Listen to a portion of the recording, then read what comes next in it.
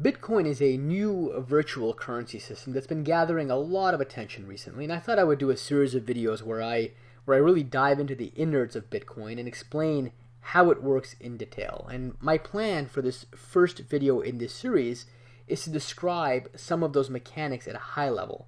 And then what I'll do in subsequent videos is dive a bit deeper into all of the underlying aspects that I touched upon within this first video.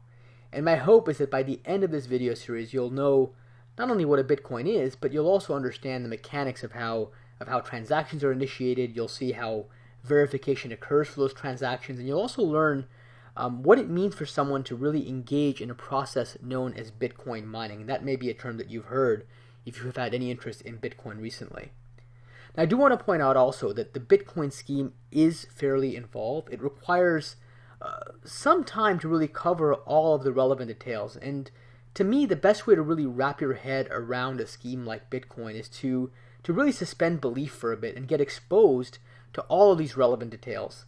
Now, you'll have a lot of questions along the way, but my hope is that by the end of this video series, all of the relevant stones will have been overturned and your questions will have been appropriately answered, but it might take some time to get there, okay? And in part, that's because I'll try to describe things in a way that's sensible, and that might involve leaving some details out until I can explain enough pieces of the scheme and then adding those details in as I go along so that you're not inundated with too many minor points and nuances along the way, but you get a feel for the overall system as I go through things.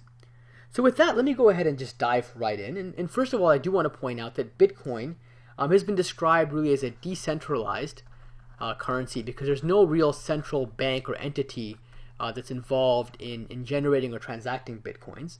And in fact, what happens in the context of a Bitcoin is that all of the transactions really require what's known as a peer-to-peer network, a network of just individual hosts that essentially collectively agree on different aspects of how the protocol is implemented and used.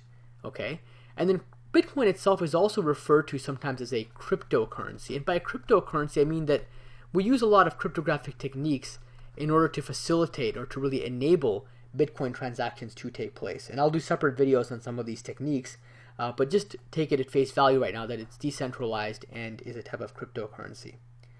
And I also want to point out that the term Bitcoin itself can in fact be a bit confusing. And in many ways, Bitcoin transactions don't really resemble traditional coin transactions so much as they represent really entries in some type of a global ledger.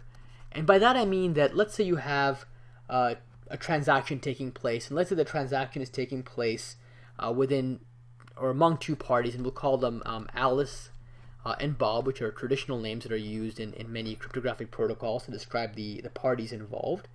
And imagine that Alice wants to transfer, or really wants to assign, a certain number of Bitcoins that she possesses over to Bob, okay?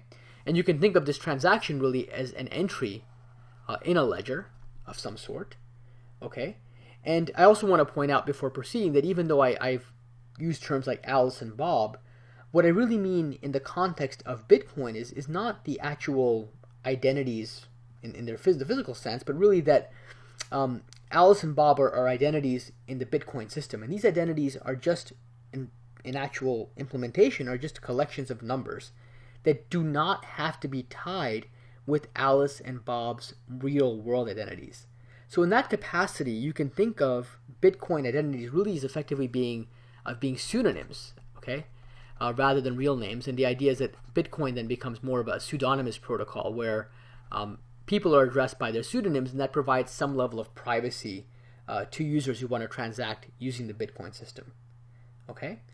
Now, in a transaction between Alice and Bob, what Alice will basically do is specify a few different numbers. She has to specify how many Bitcoins she wants to allocate to Bob. So let's say Alice started off with 50 Bitcoins of her own. She might decide that she wants to give, let's say, 30 of these Bitcoins over to Bob, okay? And let's say she wants to have some number of Bitcoins returned back to her. So you have to specify, or Alice has to specify rather, how much change she's going to get. So in this case, let's say her change is going to be 18 Bitcoins for herself. And then the remaining 2 Bitcoins are going to be a transaction fee.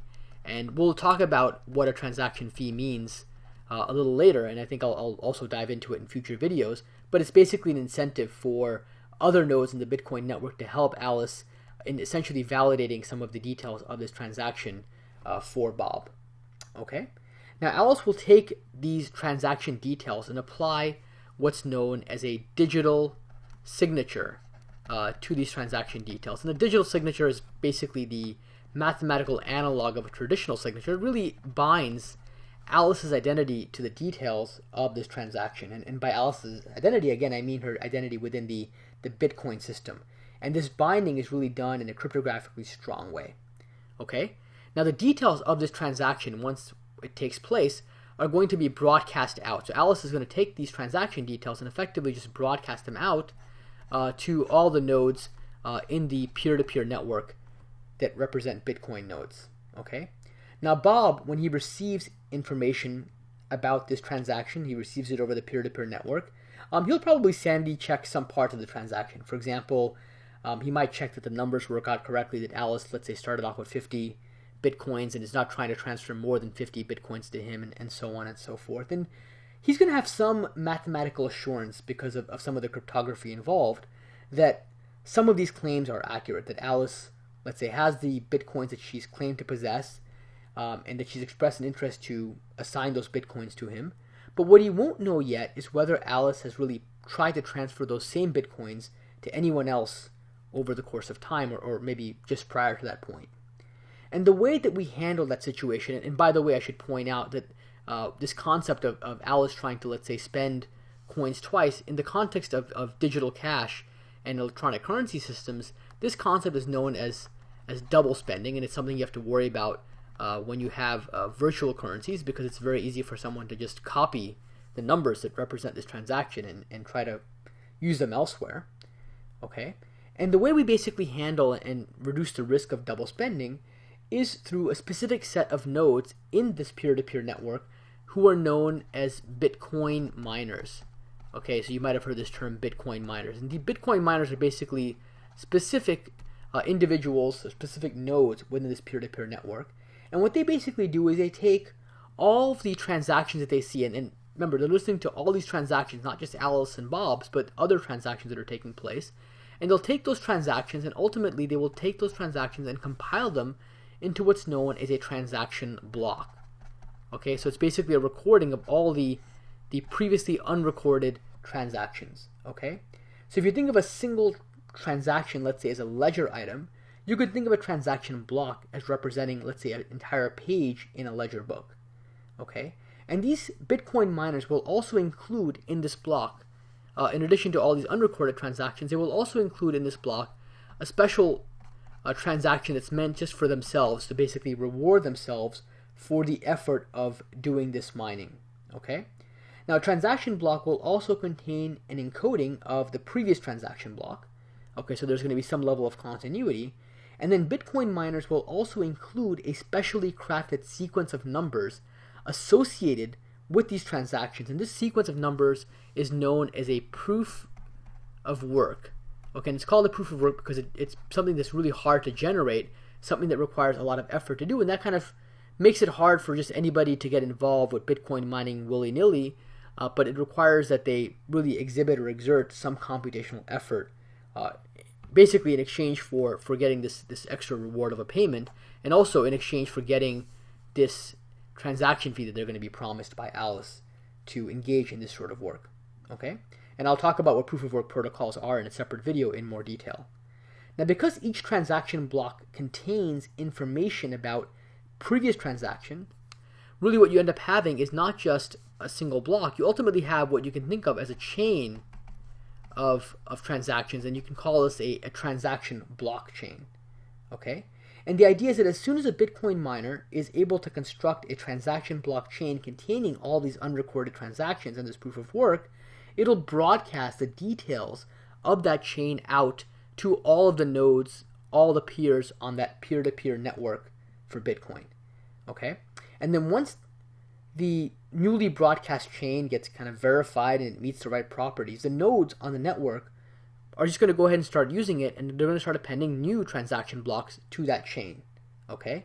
They're going to take anything that hasn't yet been processed and start incorporating it into the transaction chain that was broadcast out by the node who came up with the proof of work correctly. Okay? Now this transaction blockchain, really what we're going to be doing in the context of Bitcoin is the nodes are only going to consider the transaction blockchain that reflects the greatest amount of work to generate its contents. And again, there's this proof of work that I mentioned that is used to kind of determine or identify what work was involved in coming up with this transaction blockchain. Okay? And the one that's the longest is going to be considered sacrosanct within the Bitcoin system. And future miners are supposed to only work off of the chain that is the most work put into it. Now what's remarkable here is that this whole process is decentralized. There is no bank or no centrally trusted entity that was actually involved in the transaction. So hopefully this first video gave you a bit of a description, a flavor, if you will, for the high-level mechanics of the Bitcoin system. There are a lot of stones I have left unturned, and what I'll do in subsequent videos is start covering those details, and I'm sure you have a lot of questions, but hopefully the future videos will help answer some of those questions for you.